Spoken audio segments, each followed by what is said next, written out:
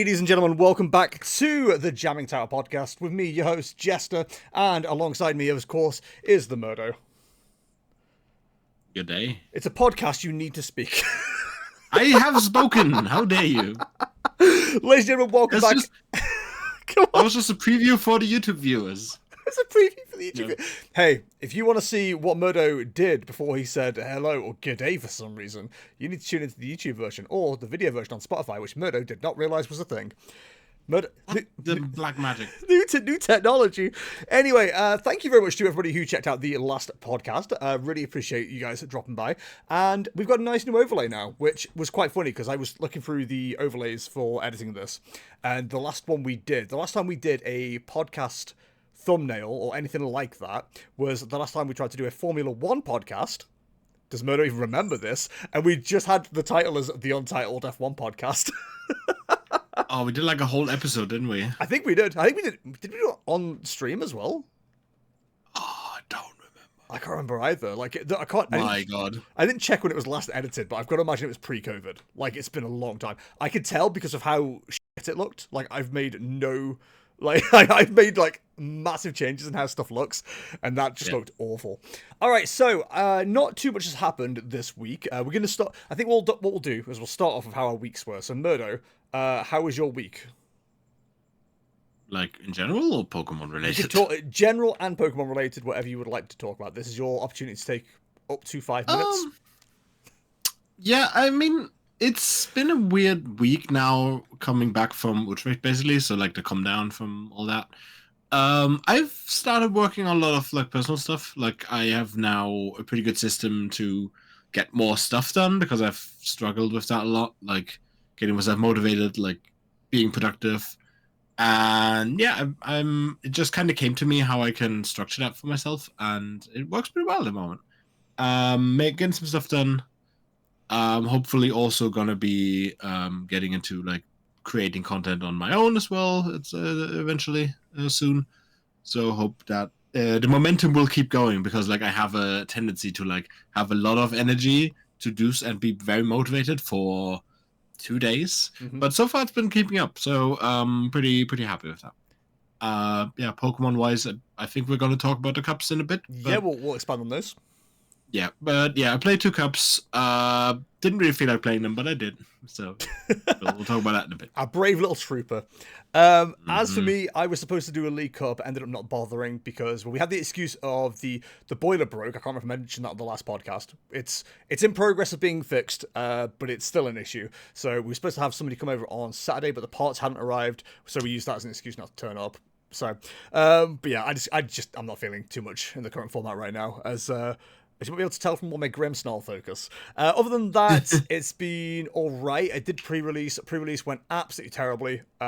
Pulled absolutely nothing. And it just did not feel fun to play, as it usually doesn't for me. I do not like pre-releases, as already discussed.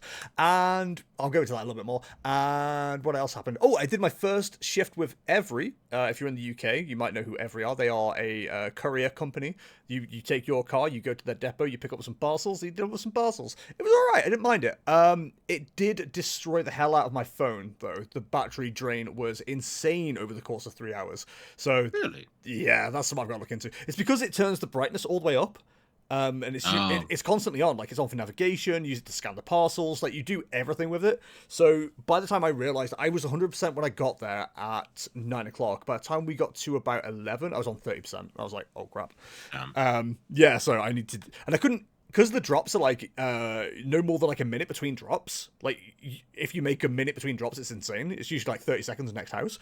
You don't really have any time to plug in your phone to keep it charging. So I think what I'm going to have to do is just get because I've got one. I've got an external battery pack that I'll just keep with the phone and then just carry that around with me. It's a bit awkward, but I think that's just the way we're going to have to do it. But yeah, other than that, not too bad. One thing that I kind of had done before that works surprisingly well is if you either have a backpack or like or cargo pants, you could also like have a long cable come, like have the power bank in the cargo pants and then have a longer cable come out. I usually wear cargo stuff anyway, so yeah, that's probably what I'll try and do. Right, so we'll cover my thing first because Mirdo's cups lead into something else we want to talk about this week. We actually have a subject to talk about. Whether this is something you guys will find interesting, we'll find out. It's more of a rant for me, to be honest. Anyway, as I mentioned, pre-release, I think I went 2-1 or 2-2. Oh, I dropped pretty quickly, I'll say that much. No, it was 2-1. No, sorry, 1-2. Because we had a separate pod for juniors and seniors. When that got ended at round 3, for some reason it also ended the Masters as well. So rather than trying to fix that, because they couldn't, they ended up just doing effectively a top 12. I can't remember the logic behind it, but it was something to do with like it not people's resistance not being affected and stuff, because there was prize series stuff for the winner. So prize pack stuff, I should say. So yeah, they ended up carrying on doing that, and I was like, that's cool, I'm dropping out anyway. Kaya dropped out as well because she wasn't having a good time, and Piano Fish, who often rides with us, he was just like, well, I'm in the top 12, so I'm going to carry on. If you guys want to go home, go home. I'm like, cool. So we went home and had pizza. It was great. yeah. But yeah, no pulls. Kaya pulled an art rare something, an EX something, but like nothing good. At my prize packs though, or my prizing, you always get like 3 boosters after. If you don't know what pre-release is like, you get 4 to begin with your kit. That's how you make your deck, and then you get 3 as prizing as standard. So pre-release is always just a cheaper way to get packs. Like, it's usually a good place. We'll do it for £25.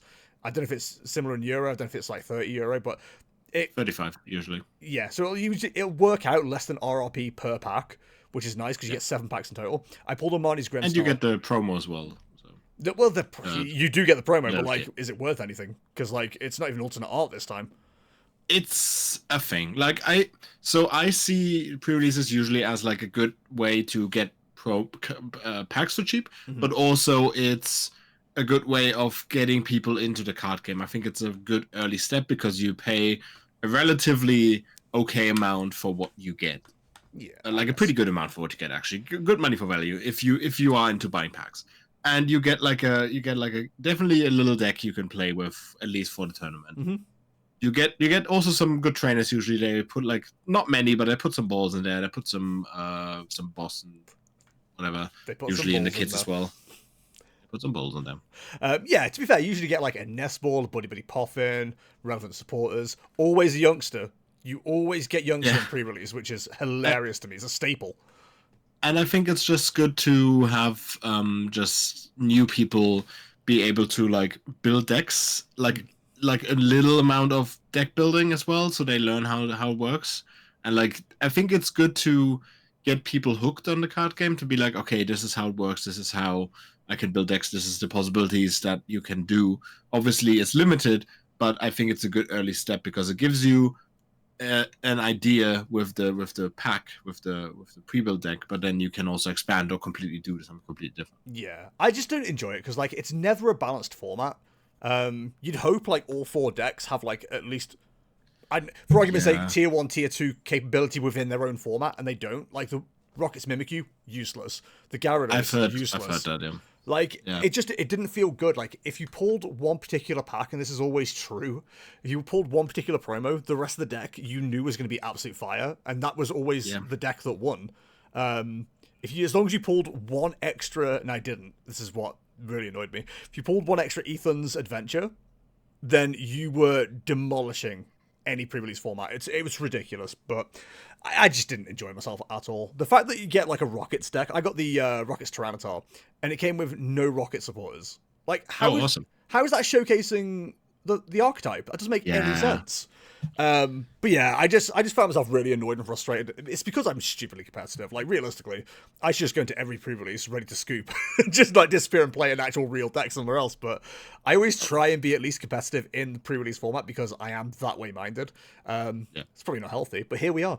But yeah, it didn't really, like I said, I pulled the Marnie's Grimmsnarl, which isn't worth £25, but it's one more towards having a full deck. And as long as I can get hold of these Marnie's, well, if anybody can get hold of the Marnie's Grimmsnarl deck, then I've got all the cards I need. Like, I've got one of everything already. So the deck's ready to go. But yeah, we don't know what's happening with these decks still. We were told they were delayed till the 30th, but like, distributors don't seem to know when they're coming in. Like, I spoke to our shop owner today, and he was like, yeah, we still have no idea when they're actually coming in. So absolutely no clue. So I'm going to have to like hope to pull them at this stage, but that's not really an issue. We'll just go to Card Market, pick them up as usual. So are they going to be legal for Bologna then? No, the first set that Destin Rivals is legal for is NAIC. No, I mean, but like, wasn't the Was release Colony date after. of the Marnies and the Cynthias technically Oh, earlier? Stevens, no. It was sorry, it was earlier, but it was still tagged as Destined Rivals, so it wouldn't have been legal. Like if there were promos, I think they would have been legal, but because they are DTR cards or DTI, Oh, there. DRI, Okay. yeah, the legality is still the same as the rest of the set, which is weird. But Yeah, they don't never do it that way. That's weird. Okay. yeah, well, usually don't get.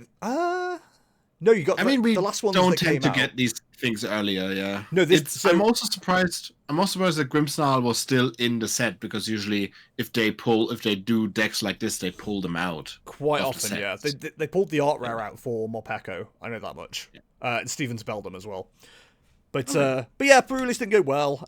But I think there is a swings and roundabouts with pre-release. Like quite often, I'll win one and then do terribly in one. Like the last one, I won all 5 games and came home with like a stack of prize packs like this. Like it was great. But then this time, just, yeah, it's the way the cookie crumbles, as the kids say. All right, Meadow, tell us about your League Cups. Yeah, so I didn't do any pre-releases this time around because the main pre-releases were during Utrecht weekend or Utrecht. Yeah, so that was during the Utrecht weekend, so I couldn't really do those. And also, supply was really low this time, apparently, at least for us. I don't know if that's like an international thing. I think people like if you know anything about it, post in the comments, I guess. Like I said, I don't think I know anything about it. Yeah, but in Germany, at least for my locals, like the near vicinity, a lot of them had really low supplies, so they had to really scrungle to get enough. Maybe it was high demand, but from what I heard, it was lower than usual in supply. So I usually get at least a kit, but I couldn't get any. I was able to buy 6 packs on the weekend at the Sunday Cup. So I bought 6 packs. I was able to get my hands on some packs. I did pull one Mewtwo, which I guess is pretty good, and I pulled the Nidoking, which I think is bad. Oh yeah, on our table, someone pulled the special art of Mewtwo. And they were like, oh, is this good? It's like, it's the chase card of the set. They're like, oh, okay. God, I love that. It's like, oh, is this good? Yes, you absolute buffoon. Yeah, it's insane. It's insane that like not everybody keeps up in the same way that we do with Pokemon stuff.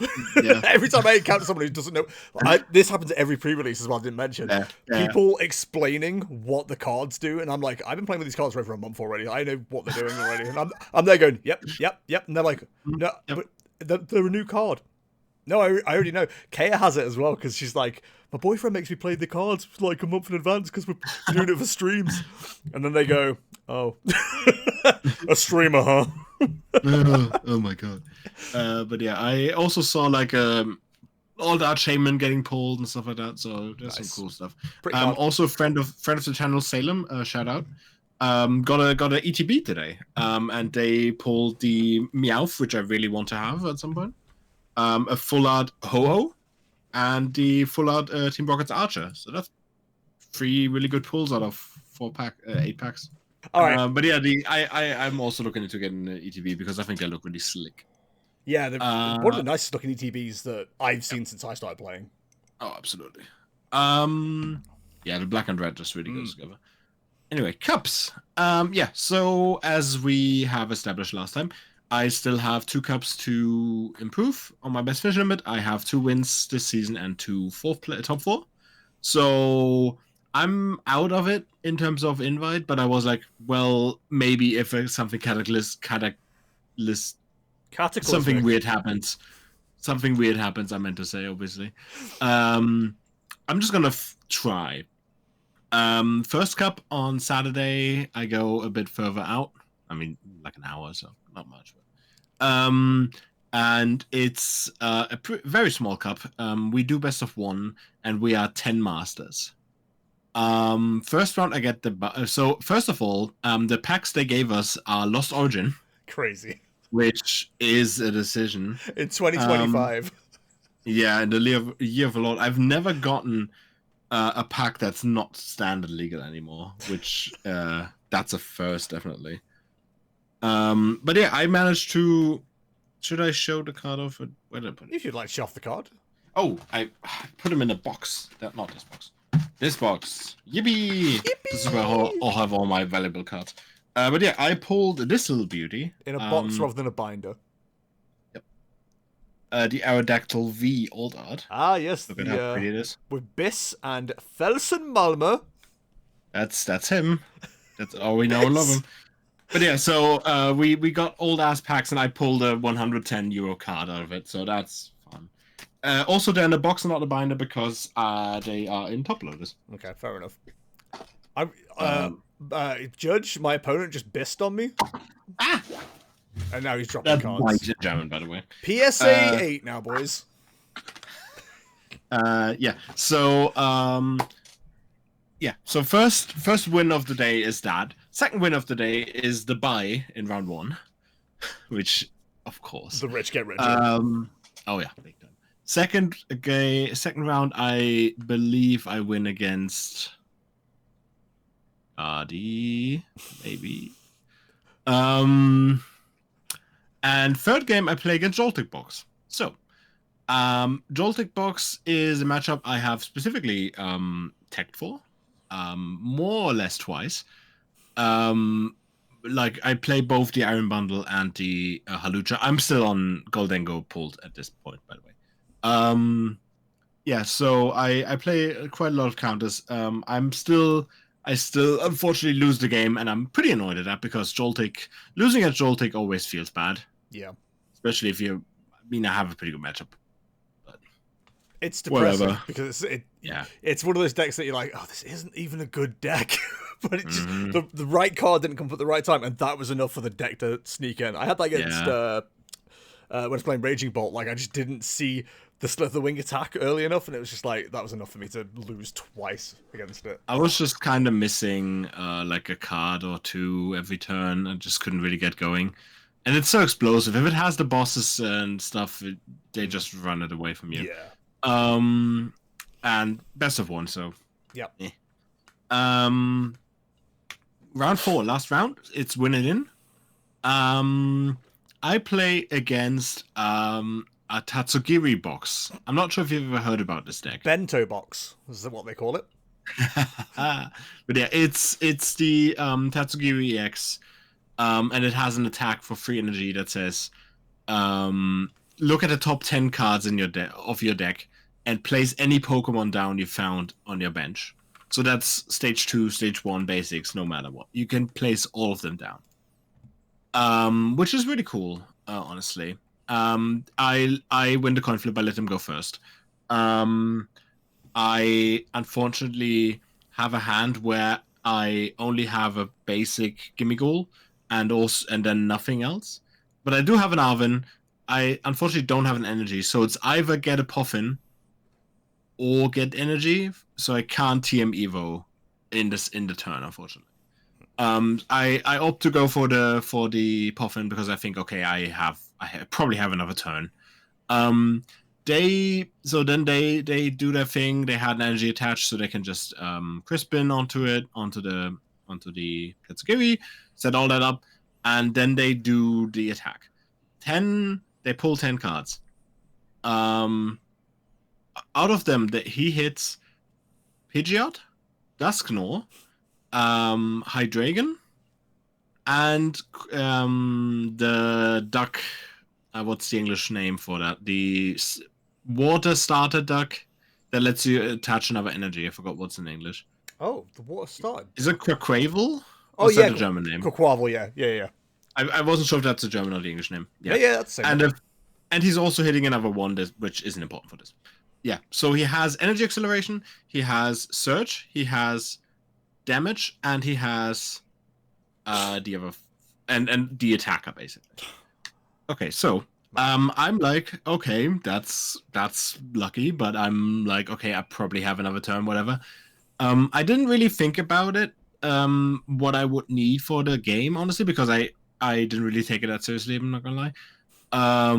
Because I probably the best way to go would have been just a Gimmighoul inactive and then 2 other Gimmighouls in the back. Just so I can just only do Goldengos. But I went with I played the Puffin for a Dreepy and a Gimmighoul. Then my turn comes and I'm like, okay, that's quite a lot, but Hydreigon needs so much to get going, so I doubt he'll get that. And I'm probably fine for another turn. He might take a prize, but whatever. It's not that big a deal. I get energy because I'm still kind of stuck. I do TM Evo onto the Gimme Goal on the bench and to the Dreepy. So I have Dracloak, Dracloak, Gimme Goldango, and the Gimme Goal in front. Next turn, this hand attached to Hydreigon, Quaquavel second energy. He pulls out the Poppy. Do you know what Poppy does? Yep. Mm-hmm. Yep. Poppy moves 2 energies onto another Pokemon. No. So that moves the energy from the Tatsugimi to the Hydreigon. That's depressing. Yeah, and it only needs 1. So also it moves any energy. So the special energy that he attached is now able to move onto the Hydreigon as well. Yeah, so he retreats into it. Pops Dusknoir to put 130 on the Goldango, and gets 4 prizes and a board wipe, so I don't have anything on my board anymore. Insane. And I'm done. That's mad. And the game's over. I hope they went on to win. No, they lost in top 4, unfortunately. Oh, no. That was crazy. And I was mad at the moment, but I can't be. Like, that's so silly. That's insane. Like, yeah, it's insane. But yeah, I was really upset at that point. Like, I was quite tilted because, like, what the... Also, funny, interesting story. Me and... so we were 3 people who went to the Cup. Friend of the channel, Nico. Also Nico, called Nico. And Dennis, who... I'm not sure if listening, but maybe. Hello. Yeah, so Dennis and me went to town, had a bit of eat. Really good doner close to the store. Really, really good. Really tasty. Came back and checked in on him, and I walk around the table and like my Nico's losing basically. So he lost round 1.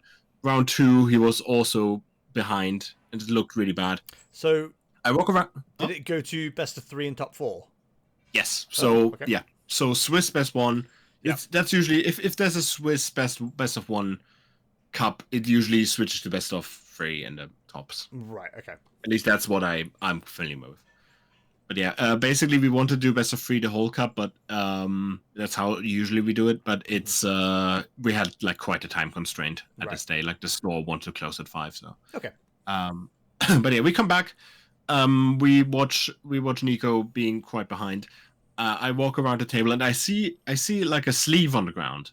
I'm like, oh, somebody forgot a card, or like somebody who was here and left lost a card.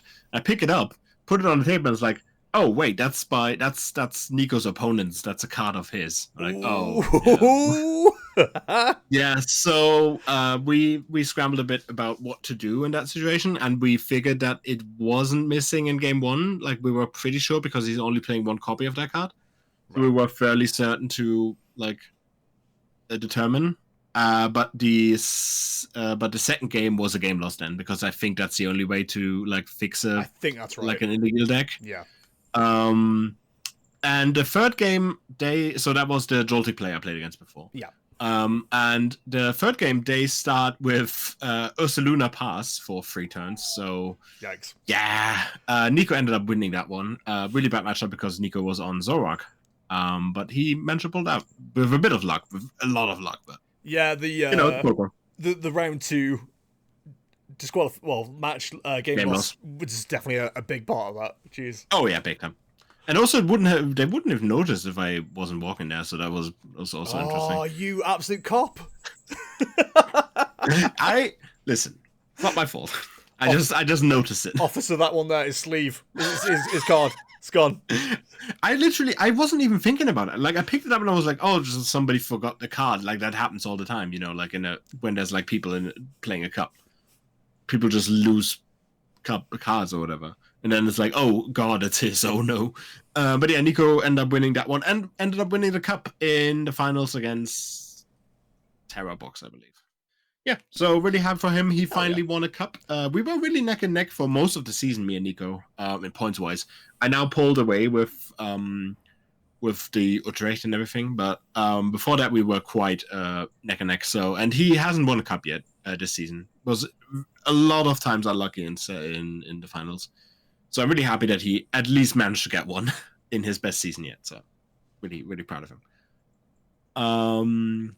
Second cup of the weekend on Sunday, which is my local, like my most local, the closest cup I have.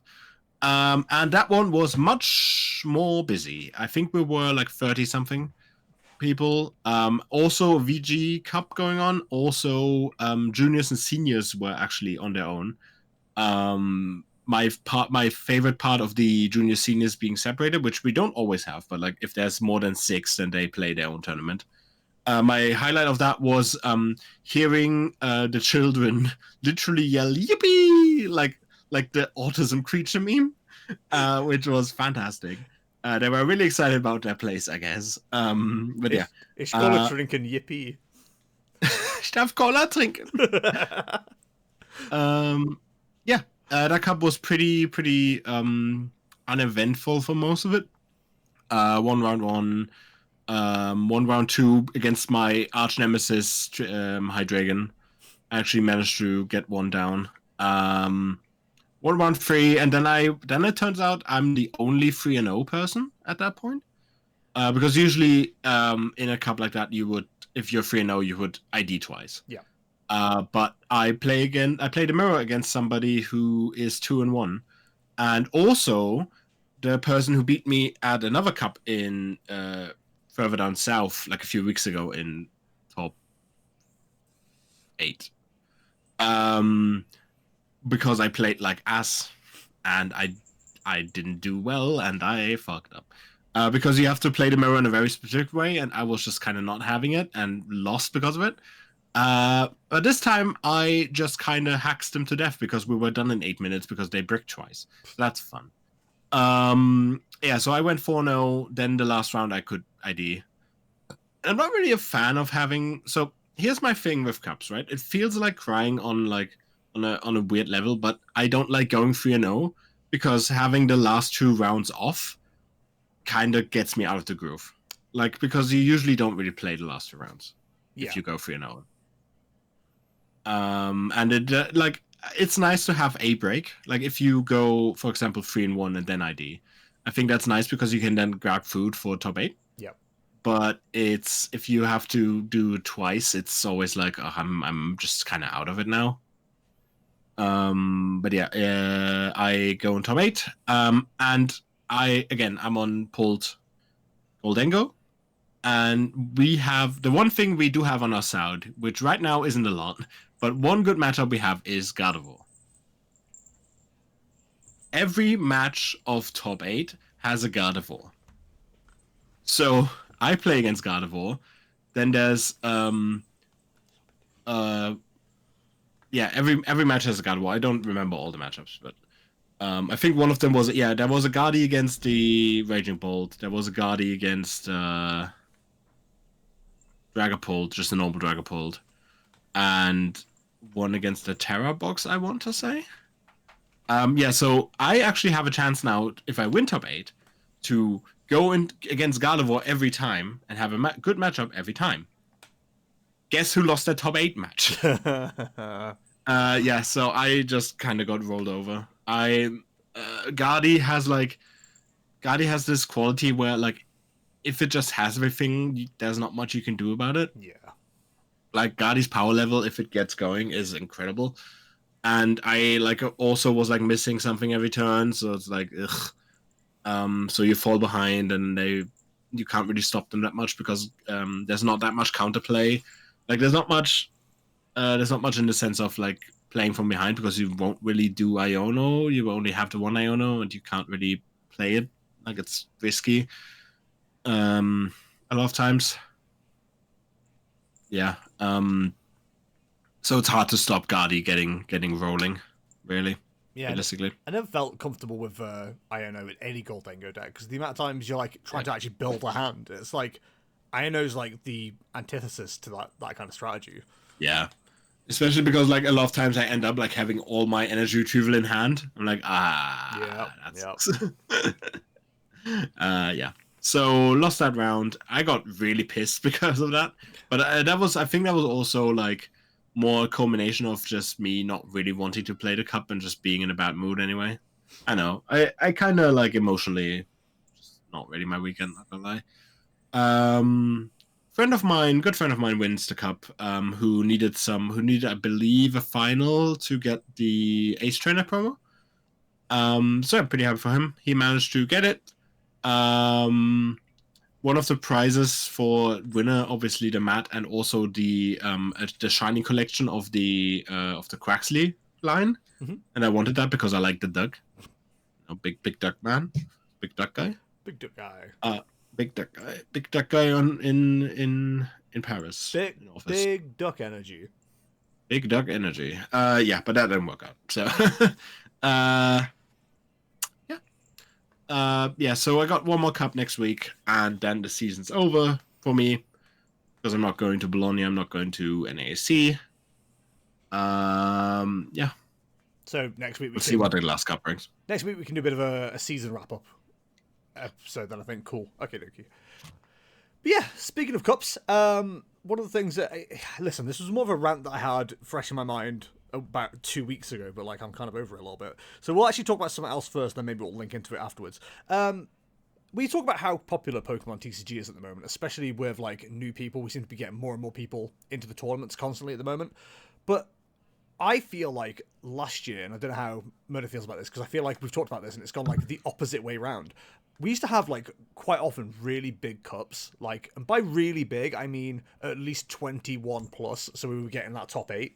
And it's been most of this season, we've been having the really awkward cutoff that I absolutely hate, where we have 5 rounds, but we only have a top 4. Yeah. And it's one of my most hated ways of doing Pokemon, because I feel like those two should be like hand in hand when they increase. So 3 rounds plus a top cut, 4 rounds plus a top cut, then being top 4, that makes sense.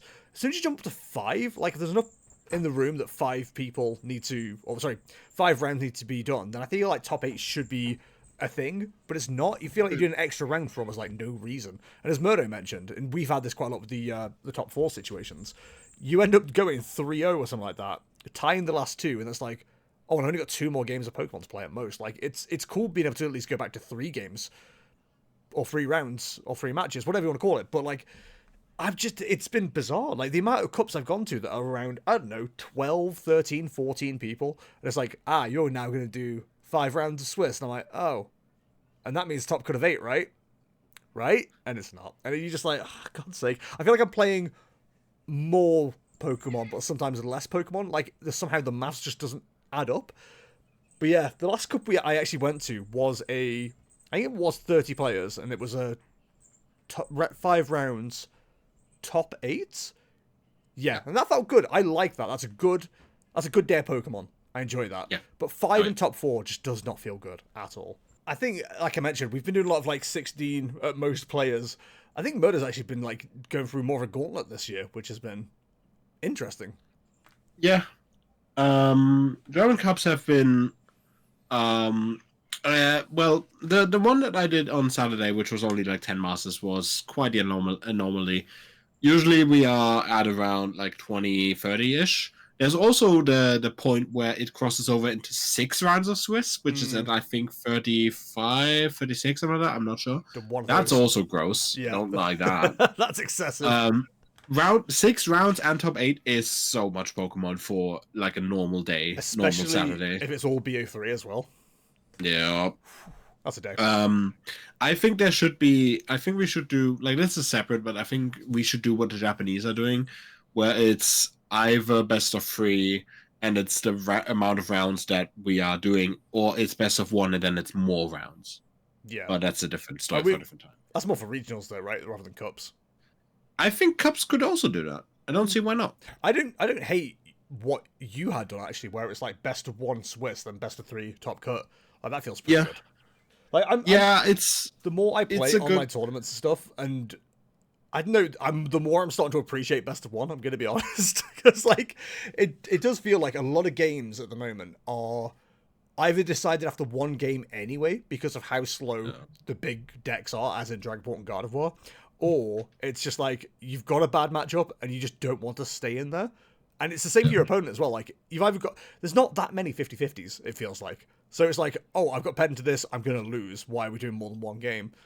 I suppose you've always got a chance of them double bricking, whatever, but I am starting to appreciate having less of my day being all Pokemon. Like, my least favorite example of this was when we went to Kidderminster Geek Retreat last year. It was 6 rounds plus top 8, and one of our guys made it to finals.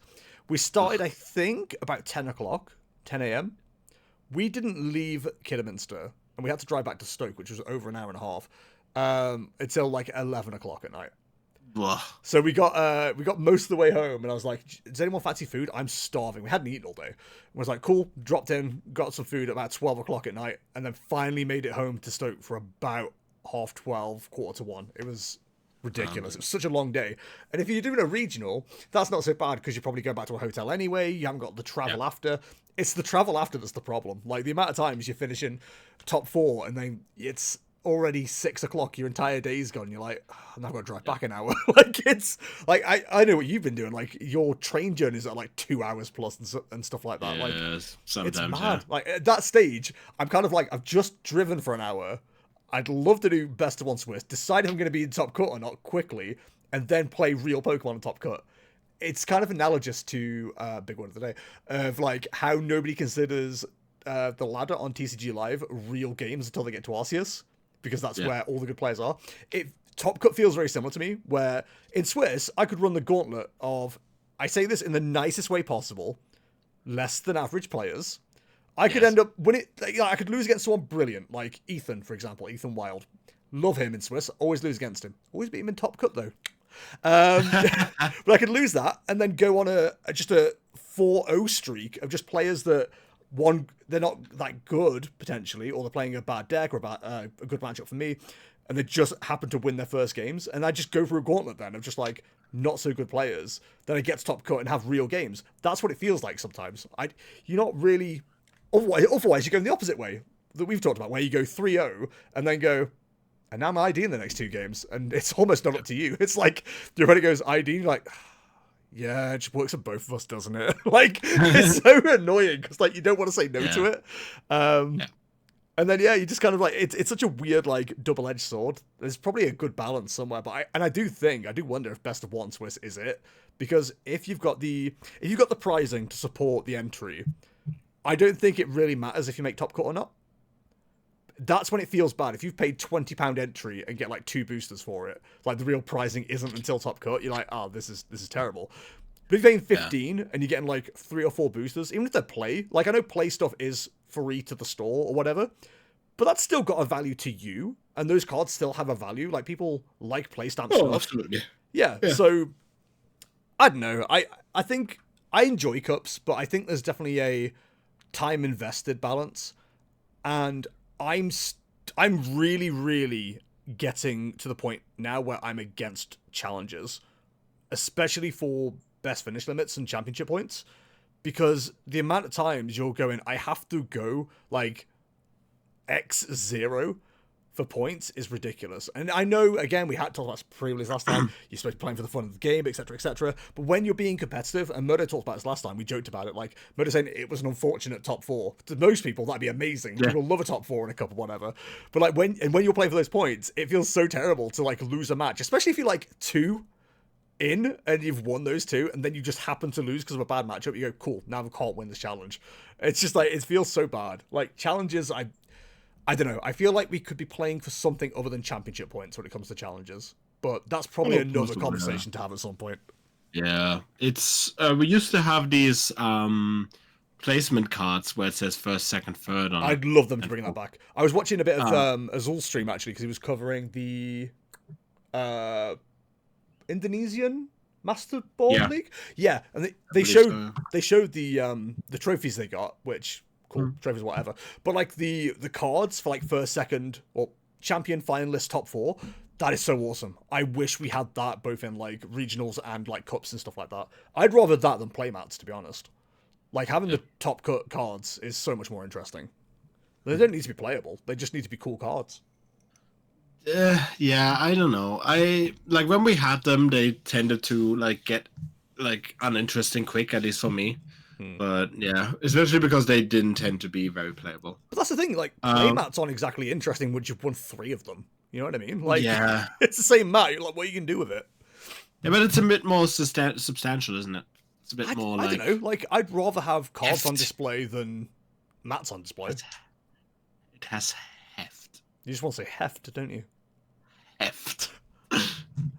There's a weight. Okay. So to get back to the whole best of 1, best of 3 thing, I think that the better way of playing Pokemon is best of 3, but I do start to more appreciate best of 1 cups, because similar to a challenge, you don't feel like you lose the entire day. Like, when I go to a cup, I know the entire Saturday, Sunday, whatever, is going to be just this, if it's best of 3. And I usually tend to go top cut. That's just kind of how it went this season. I have played, let me count, 4, 5, 26 cups this season. 26 cups in a season. And I have cut 2/3 about of them. So that means I am at least gone for 6 hours plus travel. So I do appreciate the best of 1 cups, because then you can go home at like 5, and then you can still like have comfortable dinner with your friends and then go home and go to sleep at a reasonable time. When I won the Frankfurt Cup, I think we got out at like 8 p.m. and we then also had to find food still and stuff like that. That's mad. And all my friends had to wait for me because we were staying over at Julian's. That's always the funny thing, because like I'm always the driver, so whenever we take people to cups, it's like if I do well, it's a problem because they all have to wait until I'm done. It's my favorite feelings in the world. Whereas if one of my friends make it, I'm like, could just drive home. They could just leave. They can afford a train. I do tend to be like, okay, if I leave, like if I'm in a group and I'm like I'm not doing well or whatever, like, or if I'm the only one doing well, you guys are doing shit, like, feel free to leave if you want. I can get home by train or whatever. I pay for the ticket anyway. Yeah. Stuff like that. But yeah, I like the I get why people want to play best of 3 cups. I would like the occasional best of 1 cup because it's a bit less stressful, especially if you do 2 cups a weekend. Yeah. Which I don't do all the time, because boy howdy am I dead after that. But yeah, they happen. Especially if you're on the grind like me, so it's like I do like the logic of best of 1 Swiss into best of 3 top cut. Like that. Yeah, that feels like a really good balance to me. I think it's like if you do best of 1, then you kind of have to do best of 3 finals, I think. Yeah, but it's something that, you know, I've had more of a problem with, because I get annoyed that like I've done X so well, and then it just happens to have like a bad round 5 or whatever, and that takes me out of top 4 contention. Like I had that in the last cup, and I was looking at the numbers for ages, and I'm like, can I just ID here? And it's like, probably, but it's a risky ID, and that would feel worse than just like not going for the match and winning and getting in like that way. And looking at it going, well, if I lose, I'm definitely out. But if I ID, that doesn't guarantee me it either. I might as well go for the win that does guarantee me top cut. And then you end up, you know, not drawing fighting energies for Slitherwings and losing to Joltik Box as a Raging Ball player. I think top 4 cut always feels bad. So I will say top 4 cut's always bad. But that's out of control of organizers. And also to get to your challenge point, I think challenges are fun. I think challenges are fine and they're fun. I do agree that it's annoying that like you can't drop around. I think that sucks. But elsewise, I think the league challenges are fun because they are way less stressful. There's less people there. And as I said, you're usually, like, as I said with best of 1 cups, usually home at a reasonable time because it's 4 rounds most of the time. Yeah. Sometimes even 3, depending on how many people are there. My main annoyance with them as well is we only really do our locals, and our local does it on the same day as normal. So it's like 6 p.m. starting, and we're doing 4 rounds of best of 3. It's like, cool. Oh, 6 p.m. Yeah. I'm not getting out of here till at least 10 p.m. Let's go. Yeah, so like if you do it during the work week, that sucks. But yeah, I usually have the challenges on the weekend. I think people I don't know if people are getting annoyed with me specifically, but like when I've been on like a bit of a tear at locals and like winning them and stuff, we'll quite often do up to 4 rounds. But if we have a clear winner by round 3, then our judge, shout out to Tom, gives us the choice of going, hey, do you guys want to go home, leave it here, we've got a clear winner, or do we want to do one more? And I apply the same logic that I do in the online tournaments, where when we have a clear winner, we just end the tournament, because I feel like it's unfair that somebody could be paired into a bad matchup or just, has a bad draw and then drops their perfect win score to then be demoted. Like we had that because of a weird scenario this weekend. I should have talked about that on this, but we'll do it next time. We had a scenario where we got to round 5. We had 2 people at 5-0, but one of them dropped out. And it's like, we would have had a clear winner at 6-0 the next round, but this guy's dropped out. So I gave everyone the option. I spoke to the guy who was 5-0 and said, hey, do you want to carry on? We've got a clear winner here. Like, I'm quite happy to end the tournament because we have a clear winner. And he was like, no, we'll do one more. So that resulted in, I think it was it 8 or 9? It was somewhat ridiculous, but it was a high number of 5-1s because he lost and ended up being demoted like down to 4th or 5th. Like, that sucks. Yeah, it was really bad. We ended up with 3 Joltic boxes in the top 4. It's mad. Anyway, so I was like, oh, that's annoying. And now I'm looking at all these 5-1s and going, well, how do we sort this out? And I'm like, well, we end up 6 rounds. We could have done a 7th, I suppose. But the problem is we generally only go just above the threshold to do 6 rounds. Like we follow the typical tournament structure. But that many people drop out at X1 that it like drops that down to under 64 immediately. So round 6 makes sense to go to. And I had somebody go, oh, why didn't you do a top cut? And I'm like, well, then I have to be here still. Like, if we do a top 8, I still have to be here. And it's eating up into my time. It's eating up into, Piano Fish's time. He's judging as well. And it just, I'm glad you guys want to do these tournaments. That's cool as hell. But like, there is real people behind this who have to like dedicate time to it as well, which is why I'm quite happy to do 6 rounds. Like originally I wanted to do at most 64 players, do 6 rounds, call it like 3 hours perfect. But yeah, it is what it is. Like we try and get it balanced, and generally we do have a winner by that point. But it's, sorry, go back to the original point. So at locals, it's like, well, I'll go 3-0, or somebody will go 3-0. We get the option, and me and Kea and Piano Fish, we're all like, hands up, yeah, we'll go home. Like, we're happy to go home at this point. The amount of people that get a bit salty about that, and it's like, I don't know what to tell you, like, play better. Like, if you want this choice, then you need to start winning your matches too. It's not my fault. I'm 3-0. There's like 3 people at 2-1, and then the rest of them have got whatever score. Like, yeah, I've done 3 hours of playing Pokemon on a school night, work night. I've got to go home and sleep. Like, I've got to be up early in the morning. And I had to really bite my tongue last time because somebody was starting to kick off a little bit. And I nearly turned around and said, listen, I want to go to bed before 11 o'clock. You'll understand this when you get a real adult job. And I was like, I shouldn't say that. Did on the podcast, but I didn't say that at the time because I think that could have been a fight. Dude, nobody watches this. Don't worry about it. But yeah, it sounds like I'm being a bit arsey, but at the same time, it's like I enjoy Pokemon, love playing Pokemon, and I play Pokemon more than quite a lot of other people do. Like I stream the Tuesdays and the Wednesdays as well. I do the Thursdays. I'm at a cup almost every weekend, or up until recently. Like I play so much Pokemon. So to have locals, which is a casual event, be suddenly a whole, why aren't we doing one more round? Oh, it's because he's 3-0. It's like, yeah, because I'm 3-0. I want my prize packs. I want to go home. I've got McDonald's to pick up. I want to be asleep before 10 o'clock. I want McDonald's. What McDonald's? Oh, it's become such a bad habit. I actually got to the point on, what day was it? Might have been Thursday. Yeah, that's why we had pizza. I said, what are we planning on doing for dinner tonight? Because I do not want McDonald's. I am sick of McDonald's. Yeah. That is the most 33-year-old sentence I have ever said in my life. I've had enough of McDonald's. But yeah. Yes, but same. I try to get proper restaurants and shit. Yeah. I enjoy playing Pokemon. It all this sounds like I'm trying to play less Pokemon for more reward. And in some ways, technically, I guess I am. Yeah. But at the same time, it's like it's a tiring thing to do as well.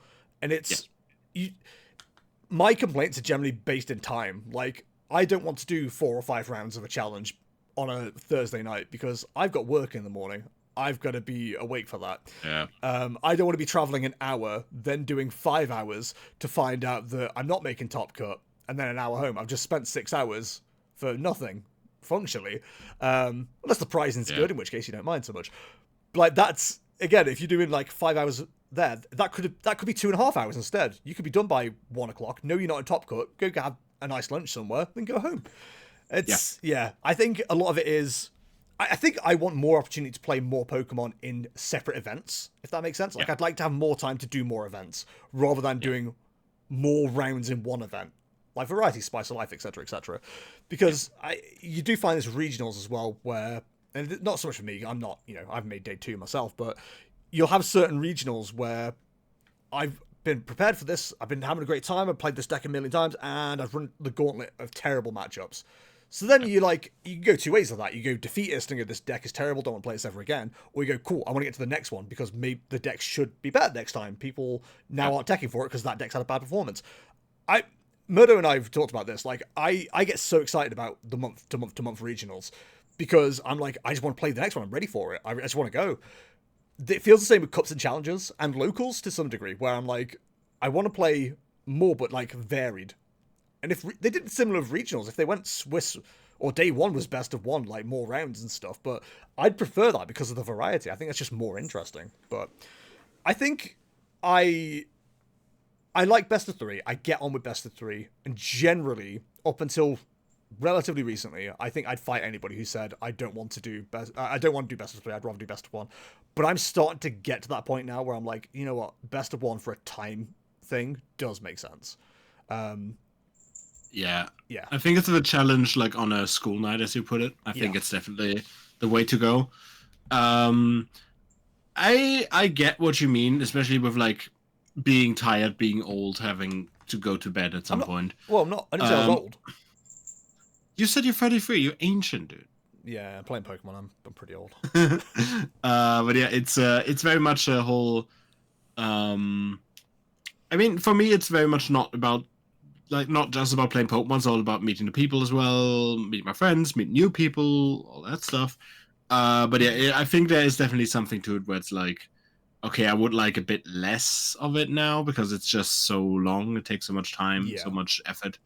Also expensive, of course. But yeah, as you said, also with the food and stuff, it's the amount of times that my toxic trait is like I love getting into Top Cut at 3-2, so I never have like a free round to go get food. Like that's probably one of my biggest problems. I quite often sneak into a Top Cut or especially a top 8, and then go, I haven't eaten in like 5 hours, 6 hours. I'm like, when am I gonna get to?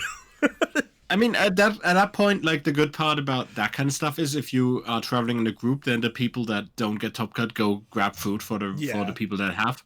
So that's usually our strategy, like go to some kebab place or McDonald's or whatever. Like I will give a shout out to Kaya on that. She's brilliant for like just going to get food while Top Cut's getting arranged and stuff like that. What did you call, like when you were a child, what did you call McDonald's? I just called it McDonald's. Like really? When I was a kid, like we didn't have any special name for it. We'd request a specific McDonald's. We'd request the squirty ketchup McDonald's. Because what does that mean? So I don't know if you have them in. I think they're in most McDonald's at this stage. But they have, instead of like having sachets or like pots, you go in with there's a counter and you have like a paper cup, and you like press the lever and the ketchup comes out. There was only one near where we were growing up. So I grew up in a place called Rugeley in Staffordshire in the West Midlands. I know I'm telling you all that information. I don't know if you're going to Google it. But we used to have to go to Cannock for McDonald's, which was, I hate that place. Anyway, they had 3 McDonald's, and the closest one didn't have the squirty ketchup. So if we were going to McDonald's, I'd request we go to the squirty ketchup one, which was a bit more around the corner.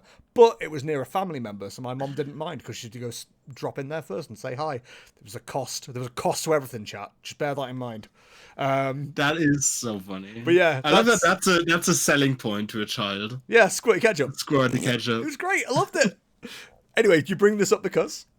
So when we were visiting my grand uncle and my grand aunt, we would drive past one, and apparently I would be shouting for McDonald's before the sign showed up. Mm-hmm. Like I knew, like when I was like 5, 6, I knew already that the McDonald's was coming up on the side of the road. I recognize that tree. I don't know how I did it because I couldn't do that now, but I knew then. And I would only shout Donald's, so just Donald's. Yeah, because obviously I'm a child. You'd get on pretty well in America right now, then. But yeah, also a local. Delay. Also a common nickname in German is restaurant of the golden seagull, because the M is like if you draw a seagull on the horizon, it's like an M. So it's like, to give it a fancy name, it's like the restaurant to the golden seagull. Yeah, we're in the land of like crap nicknames for things in the UK. We have Mackie D's, we have Maccas. Mackie D's. Big fan of Mackie D's. We have a couple others. Like every time a new British slang comes out of the pod, this is gonna sound terrible, of the common folk, I get so angry. Like, I'm not like middle class or anything, but like that's not Her Majesty's English. I'm speaking the Majesty's English. So when I heard people calling the COVID pandemic Panny D, I was gonna start throwing hands. And I get this. I can single this back to Pokemon. The amount of people. Hey, if you're one of these people, by the way, ends PP up is not funny.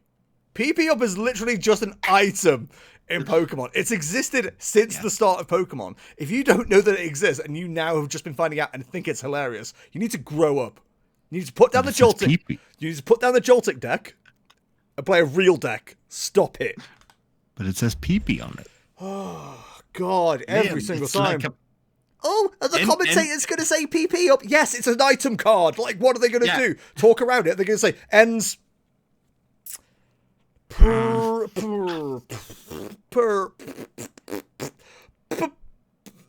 Ends energy attachment. Like, it's just a name.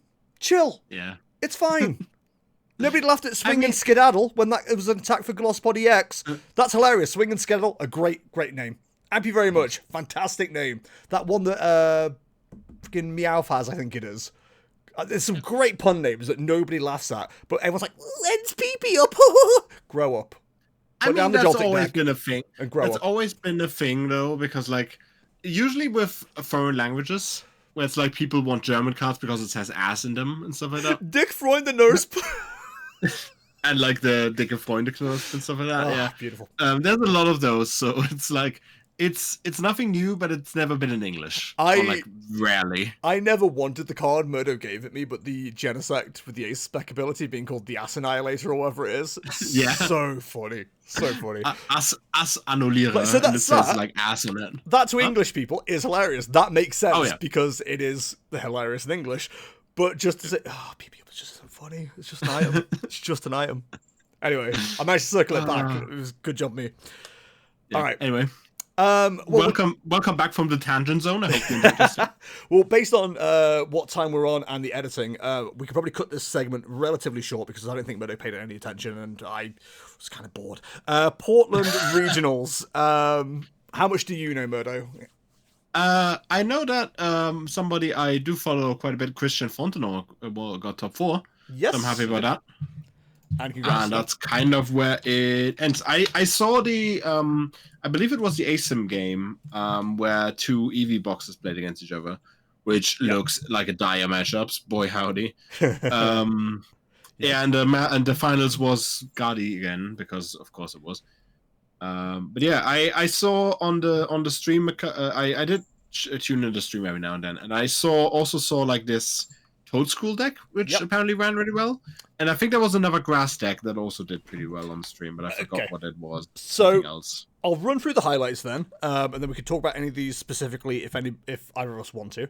God of War won again, so congrats to Michael Davidson for that win, defeating what people kept referring to as the God of War or the North American final boss, Henry Chow. On the commentary, Ethan Heggie said, or referred to Henry Chow as the undisputed best God of War player, and I'm like, are we forgetting Brent Tonnison here? Are we forget about? Don't you forget about Brent.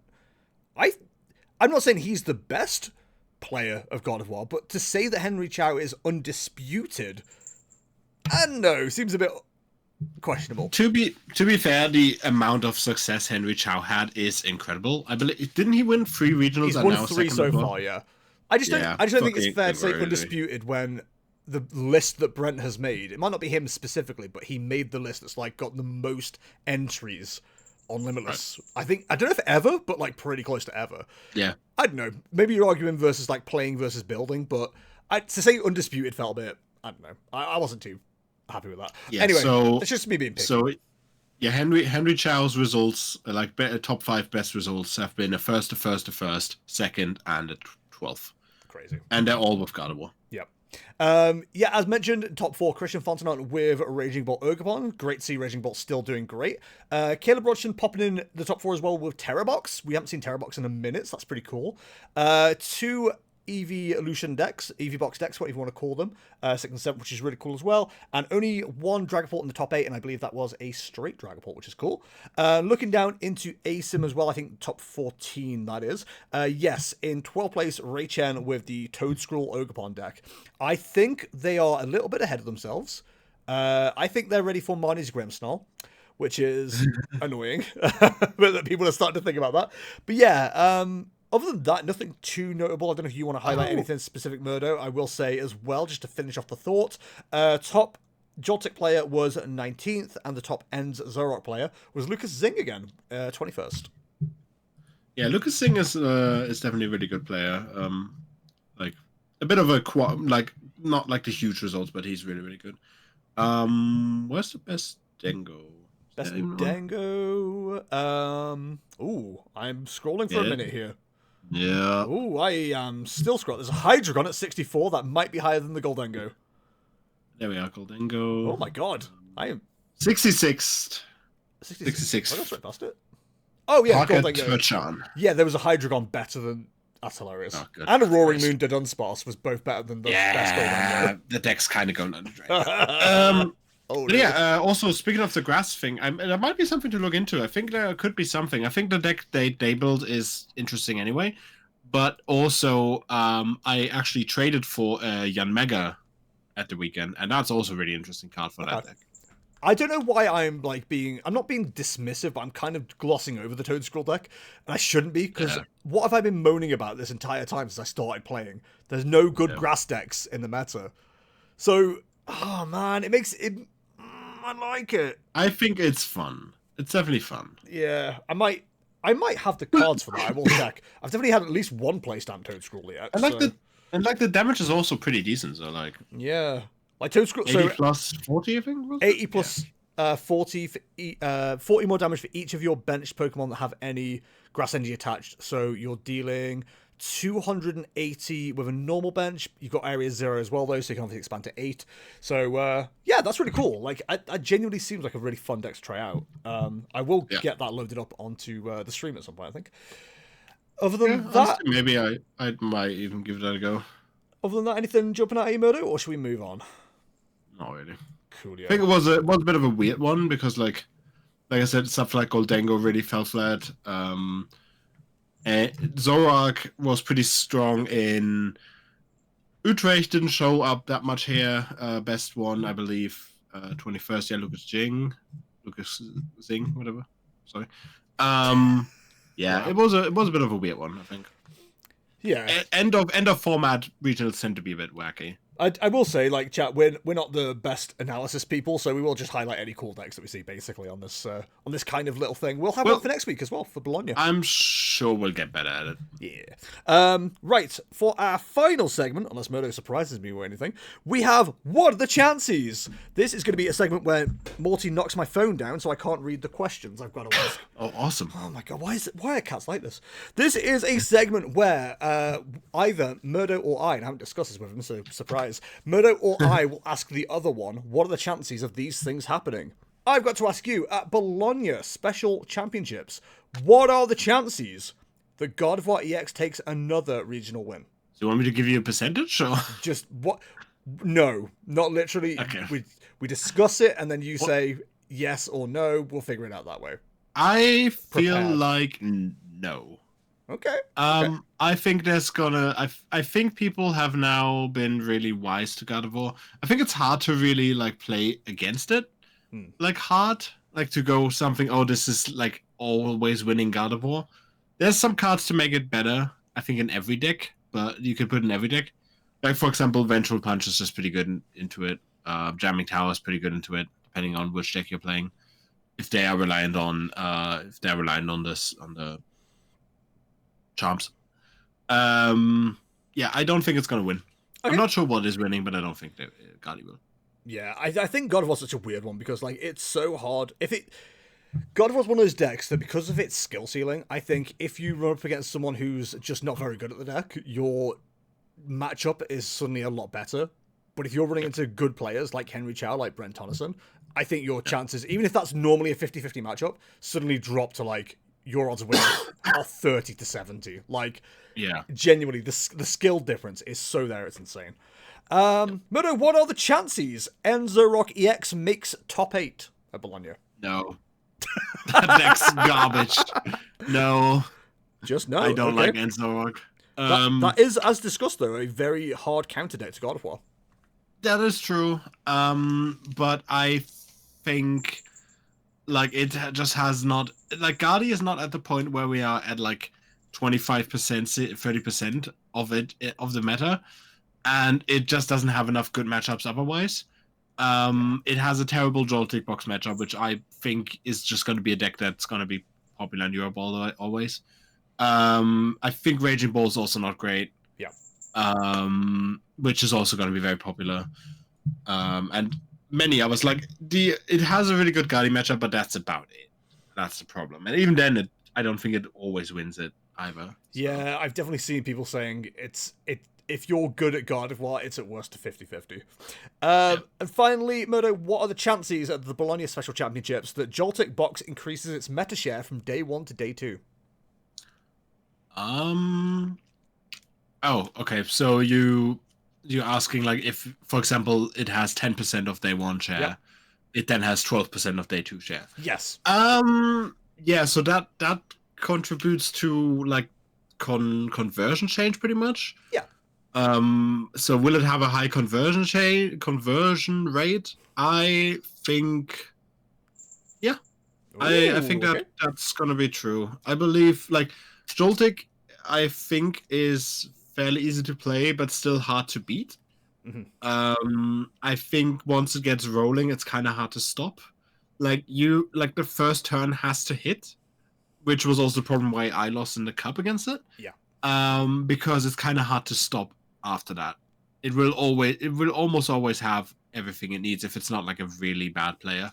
If it's a solid player, they'll have their game plan, and as like a lot of decks can't really adapt to change the price map that well. Yeah, like to adjust the price map. Considering it's such a straightforward deck, it's weirdly hard to stop. Yeah. There are very good counters to it. Plenty do exist. Hey, if you're that worried about the deck, play a single Frostlass. That'll mess up that Pikachu. Hey, who do you think you are? Ooh, you can't hurt me. Oh, I'll be on 10 health. All right, I'll hit you for 190. I'll knock you out between turns with Frostlass, and you don't get Fezandipity. Now what, big boy? All right. I mean, Halucha also helps a lot. Yes, I know you love your Halucha. All right, that is going to do it for this week's Jamming Tower podcast. Mirdo, is there anything you would like to promote, shout out, etc., etc.?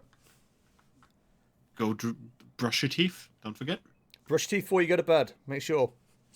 I really need to get on that. I'm not good at doing that. We'll know. We will know. Ladies and gentlemen, I will smell your breath at the next regional. That is a promise. No, you don't genuinely have a choice at regional sometimes. No. Anyway, as usual, I've been Jester. Thank you very much for watching. As always, metafy.gg/@JesterTCG. If you check that out, there is currently a free guide, a beginner's guide to Marnie's Grimmsnarl EX, proofread by my partner, who is a teacher. She said it was very good and only corrected 4 things. But yes, it's very much in the vein of the beginner's guides I used to do on YouTube. It is completely free, so please do check it out. Otherwise, all the typical social media links are in the description below. Do follow us on all the social medias. If there's anything you would like us to talk about, please let us know in the comments. Again, huge shout out to everybody who reached out to us via Twitter and all that. It was really cool to see it. the reactions I've got from people have been really good. Like, so many people have gotten to me like, "Oh, I listened to a podcast. I really liked it." And like, "Oh, that's nice. Thank you." Because I was also like a bit worried because I tend to be like quite scrambled when I talk, and like foreign language and stuff like that. I'm good in English, I know, but like it's always a bit of a worry of like, hey, will all that I try to say come across correctly? So yeah, I'm glad that worked out. Luckily, we have a good editor, so Mirdo sounds like he makes sense. But Mirdo will never know because he won't listen to this podcast. So, what is this? Where am I? I listened to this podcast like twice. I had to edit it, which is really fun to do actually, editing a podcast, because all I had to do was like play a game and listen out for where Mirdo swears, and then just like cut that out. And then carry on. And then happens a lot, doesn't it? Yep. And then I didn't know you do that. Why didn't you tell me to just stop swearing? It's more fun. It gives me something to do, Mirdo. I need a hobby. But also, like, because I wanted to boost the numbers up a little bit, cheeky, I gave the podcast a listen to, and because it was just Mirdo talking for the most part, it was kind of cool just having Mirdo just explain his cup run to me in a cool way. So yeah, I really enjoyed it. Anyway, yes, all social media links are in the description below. I will try and make sure this is out on Wednesday. I have tonight and Tuesday to edit it. There will be Tabletop Tuesday on Tuesday, but you guys will have missed that already because of the podcast. You know what? Don't worry about it. This week's tournament is going to be a monthly challenge. It means more players, more rounds, a top cut, more prizes. We're hoping to increase the prizes soon as well. We're talking to a couple of people about sponsoring the events, so we will try and get that sorted soon. And then we will delay the quarter cup until... I don't think we've done one already. If we haven't, we will leave it till June, so we do have some competition, some competitive events going on, and then we'll try and do an early July one as well to get people ready for cups, because the new season should be kicking off. So I don't think we've had any... Go on.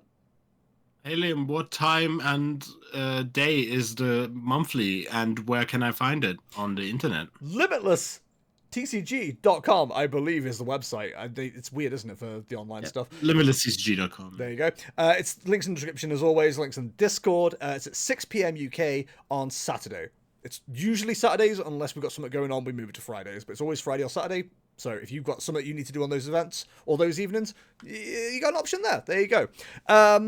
But there we go. I'm just rambling for the outro now because I don't know how to end these things properly without doing my usual stream outro, and this isn't a stream. So, hey, thanks for watching as always. Thank you very much, Mirdo, for joining us, and we will see you in the next one. See ya! Goodbye.